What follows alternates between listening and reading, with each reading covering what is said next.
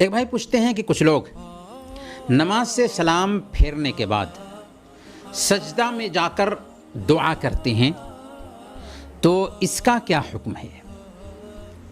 دیکھیں، نماز سے جب ایک بندہ سلام پھیر لیتا ہے تو اس کے بعد اس کو ذکر کرنا چاہیے، کیونکہ دعا کرنے کی جگہ خود نماز تھی۔ یہاں تک کہ حدیث میں بتایا گیا ہے کہ سجدے کی حالت میں کثرت سے دعا کرو۔ تو جب نماز میں ہوتا ہے ایک بندہ تو اس میں کثرت سے دعا کرے گا۔ اب یہ کہ سلام پھیرنے کے بعد اگر کوئی آدمی دعا کرنا چاہتا ہے تو اس کے لیے سجدے میں جائے، ایسا کرنا صحیح نہیں ہے۔ اللہ کے نبی صلی اللہ علیہ وسلم سے ثابت نہیں ہے کہ آپ دعا کرنے کے لیے سجدہ میں گئے ہوں۔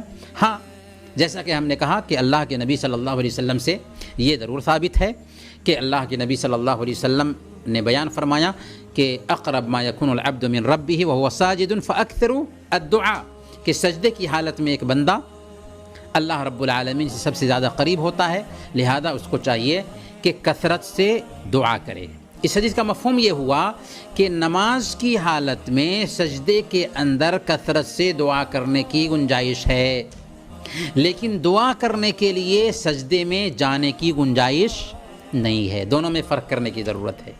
صرف اللہ کے رسول صلی اللہ علیہ وسلم نے سجدے شکر کیا ہے، آپ سے ثابت ہے کہ کسی کو خوشی کی خبر ملتی ہے تو سجدے شکر بجا لائے اور زمین پر سر ٹیک دے، یہ سجدے شکر ہے۔ اور کوئی خوشی ملتی ہے یا کوئی مصیبت ٹل جاتی ہے اور اس کی خبر مل رہی ہے تو اس میں نماز شکر کوئی نماز نہیں ہوتی ہے، سجدے شکر ضرور ہے، لیکن دعا کرنے کے لیے سجدے میں جانا اور پھر دعا کرنا یہ اللہ کے نبی صلی اللہ علیہ وسلم سے ثابت نہیں ہے۔ اور سب سے بہتر نمونہ اللہ کے نبی صلی اللہ علیہ وسلم کا نمونہ ہے۔